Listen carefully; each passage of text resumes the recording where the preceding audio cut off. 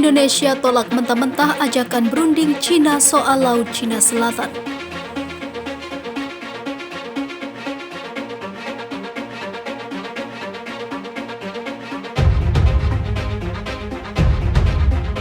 Sebelum lanjut, jangan lupa subscribe dan nyalakan tombol notifikasinya agar tidak ketinggalan info terbaru dari Santri Online.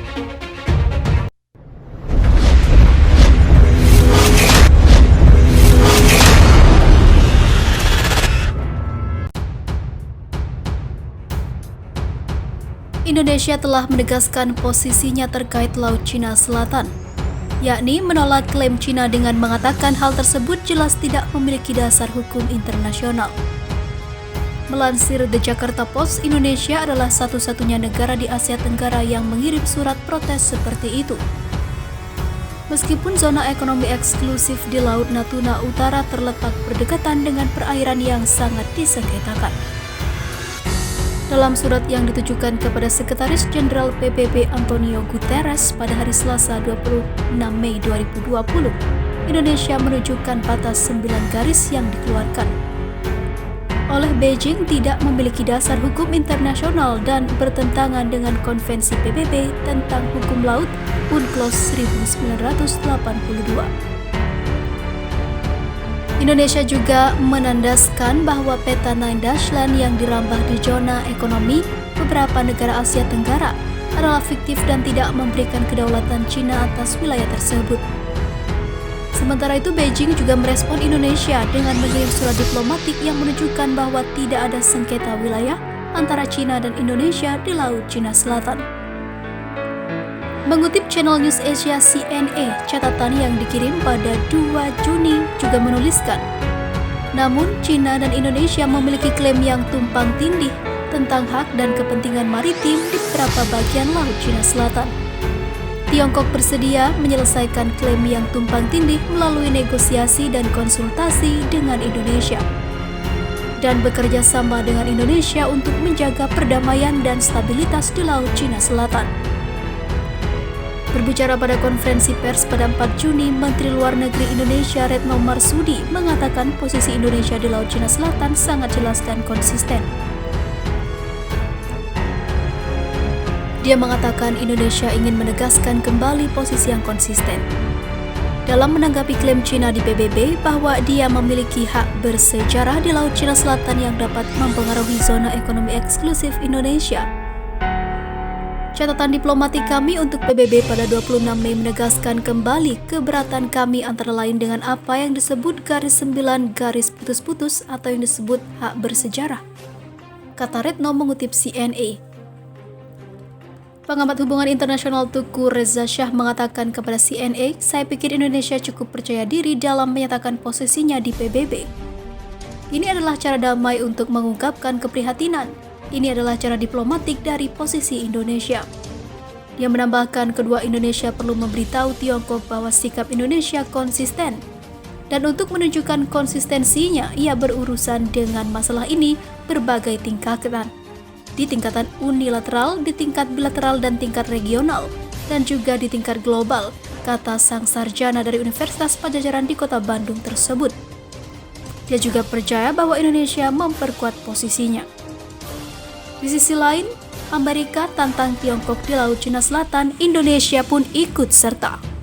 Konflik di Laut Cina Selatan membuat Indonesia berada di antara dua negara raksasa dunia.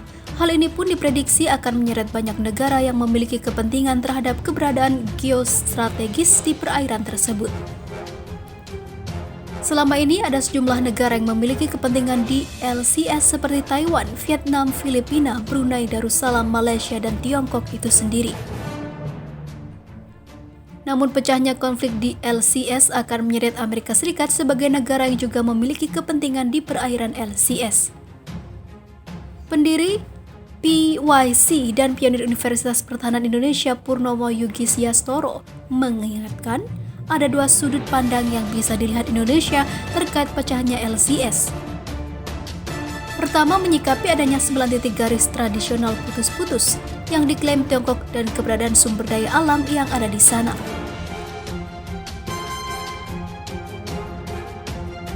Saat ini sudah ada 3 kapal induk Amerika Serikat yang berada di sekitar perairan tersebut. Setidaknya, 1 kapal induk Amerika membawa 60 pesawat tempur di LCS, sementara China juga menurunkan kekuatannya. Sementara itu, 3 kapal induk Amerika Serikat beroperasi dekat Laut Cina Selatan. Untuk kali pertama sejak 2017, Angkatan Laut Amerika Serikat memposisikan 3 kapal induk mereka di pintu gerbang Laut Cina Selatan pada Minggu 21 Juni 2020. Penempatan 3 kapal induk dilakukan di tengah ketegangan antara Amerika Serikat dan Tiongkok.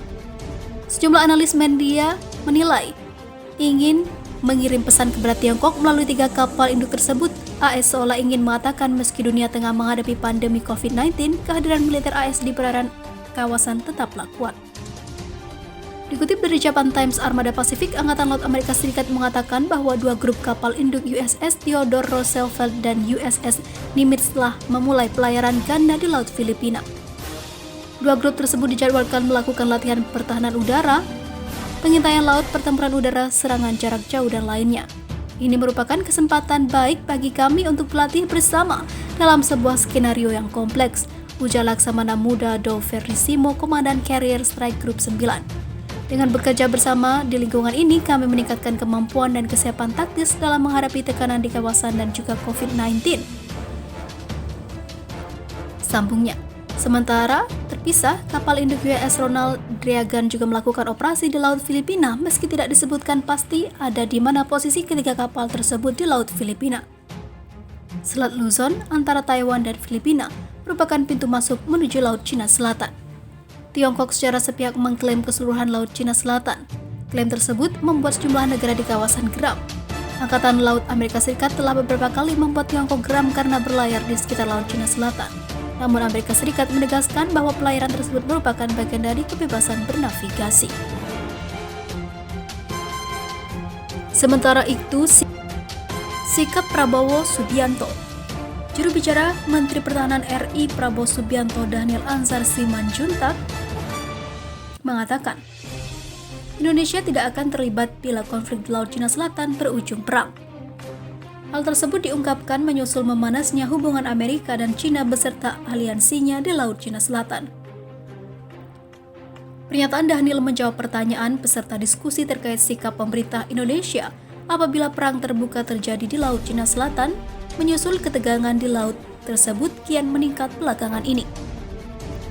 Kita kembali kepada undang-undang, tentu kita tidak akan terlibat dalam konflik tersebut, kata Daniel dalam diskusi Forum Monitor Seri 4 yang diselenggarakan Monitor ID secara virtual pada Kamis 18 Juni 2020. Selain karena amanat pembukaan Undang-Undang Dasar yang menegaskan sikap Indonesia dalam kancah dunia, yakni ikut melaksanakan ketertiban dunia yang berdasarkan kemerdekaan, perdamaian abadi, dan keadilan sosial, Daniel juga menegaskan Indonesia sampai saat ini tidak memiliki fakta pertahanan dengan negara manapun. Untuk itu, ia menegaskan bahwa sikap Indonesia dalam hal tersebut adalah bebas aktif. Yang jelas, kita tidak akan jadi proksi manapun. Kita tidak punya keterkaitan dengan fakta pertahanan dimanapun dan dengan siapapun. Jadi kita bebas aktif terkait dengan itu, kata Daniel. Daniel juga mengatakan hubungan ekonomi Indonesia dengan China tidak membuat sikap Indonesia menjadi terikat. Karena Indonesia tidak memiliki fakta pertahanan dengan China atau negara manapun. Kalau ada misalnya yang katakan, kan kita banyak hubungan ekonomi yang besar dengan China, tidak ada masalah. Itu kemudian tidak membuat kita terikat dengan mengikat sikap kita harus ikut China dan atau Amerika, kata Daniel.